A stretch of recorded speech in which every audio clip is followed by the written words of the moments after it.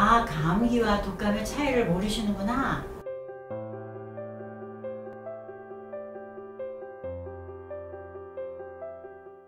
안녕하세요, 우한 여러분. 우한 닥터 김의 김성입니다.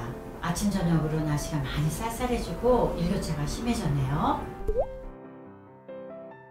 이런 환절기에는 우리 몸이 적응이 힘들어서 면역이 약해질 수 있어요. 그래서 면역이 약해지다 보면 독감이나 감기에 걸리기 쉽죠. 즉, 우리의 체온이 내려가면 면역 활동을 담당하는 림프구가 활동이 둔해지고 혈액순환이 저하돼서 감기나 독감에 쉽게 걸리게 되는 거예요. 아, 감기와 독감의 차이를 모르시는구나. 감기와 독감은 그 원인, 증상, 합병증의 차이가 있고, 그래서 치료와 예방도 완전히 구별이 되는 질환입니다. 감기는 200여 개 이상의 서로 다른 바이러스가 일으키는 상부 호흡기 감염 증상이고, 독감은 인플루엔자 바이러스가 발병시키는 전염력이 굉장히 강한 급성 열성 호흡기 질환이에요. 인플루엔자 바이러스의 특성은 표면 항원이 유전적 전이를 일으켜서 지속적인 변신을 통해서 변하기 때문에 항체가 형성이 됐다고 하더라도 그 생성된 항체가 무용지물이 되고, 그래서 매년 해마다 새로운 독감이 유행하는 특성이 있는 거죠. 그것도 정확한 거예요. 그거는 왜냐하면 감기는 서서히 미열과 시작을 해서 가벼운 코막힘, 콧물, 인후통 등의 호흡기 질환이 상대적으로 두드러지고 전신 증상이 약하기 때문에 일상생활이 충분히 가능한데, 독감의 경우에는 갑작스러운 고열로 시작을 해서 심한 관절통, 한기, 몸살 등의 전신 증상이 초기 2, 3일 동안 지속이 되면서 호흡기 질환이 뒤이어서 나타나면서 한 1, 2주 정도 지속이 되는데 일상생활이 아주 힘들죠. 그렇지. 독감은 그 합병증이 굉장히 치명적이에요.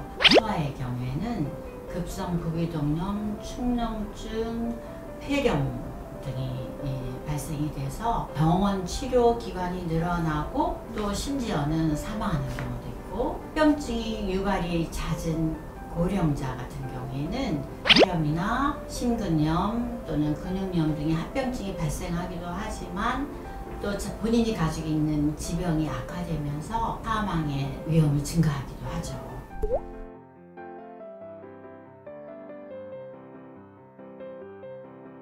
그렇죠. 특별한 검사가 없이 감기는 우리가 병력 조사도 하고 또 임상 증상을 청취를 하면서 환자들이 어떻게 아픈지 진단을 내리는 거지. 그리고 치료의 경우에도 대중요법, 따뜻한 물을 많이 먹고 면역력을 올리고 비타민을 많이 먹으라 그러고, 또 심할 경우에는 증상을 완화시키는 약물들로 보조를 해주면 1, 2주 안에 증상이 호전이 되죠.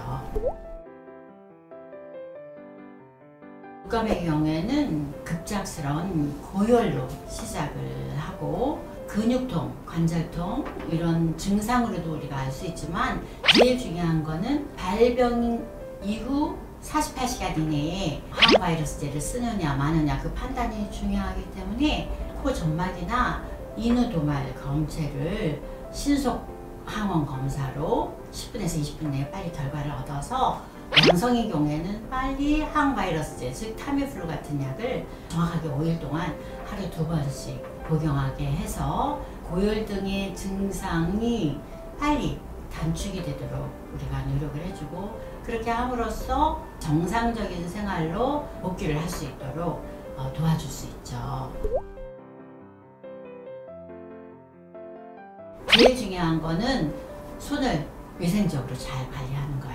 손에는 수십만 개의 세균이 서식하고 있기 때문에 이 손에 있는 세균들이 눈이나 코나 입으로 감염이 된다면 치명적일 수 있기 때문에 손을 최소한도 30초 이상 문지르듯이 깨끗하게 씻어야 되는데 손 씻는 게 제일 중요하다고 생각하고, 두 번째로는 마스크를 잘 해야 되는데, 그 이유는 우리가 일반적인 호흡을 할 경우에는 우리 침이 약 1m 정도, 기침을 할 경우에는 2m, 질치기를 할 경우는 무려 6m나 침방울이 날아가기 때문에 그걸 통해서 감염이 되는 거잖아요. 그래서 마스크를 꼭 착용하는 거, 그 세계적으로 코로나19를 잘 관리할 수 있는 거는 바로 마스크.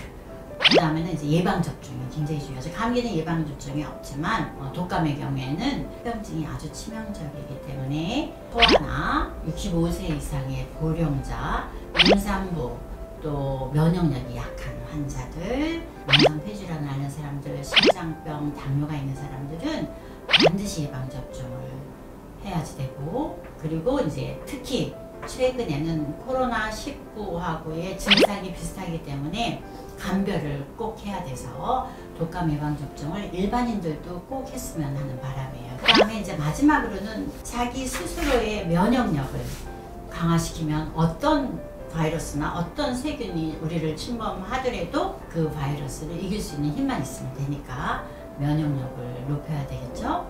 면역력을 높이는 데는 제일 먼저 아주 일상적인 거, 균형 잡힌 식생활을 잘 하고, 그 다음에 적당한 운동을 통해서 혈액순환을 돕고 체온을 올린다면 바이러스에 또는 인플루엔자에 쉽게 감염이 안 될 것이고, 충분한 휴식과 수면을 취해줘야 되겠고, 건조한 공기에서는 상기도에 감염이 쉽게 돼요. 상기도가 건조하면 벌어지지 바이러스가 쉽게 우리 몸으로 침투할 수 있기 때문에 습도를 40도에서 60% 정도 공기의 습도를 맞추고, 중요한 거는 따뜻한 물을 자주 마시도록 하면 예방 효과가 충분히 있고 우리의 면역을 올릴 수가 있고, 바람이 아침 저녁으로 굉장히 싸늘하기 때문에 목도리를 잘 하고 또 외투를 가지고 다니면서 아침 저녁으로 쌀쌀한 바람이 올 때는 외투를 걸쳐서 몸이 따뜻하게 체온을 잘 유지를 하면은 우리 면역이 내려가지 않고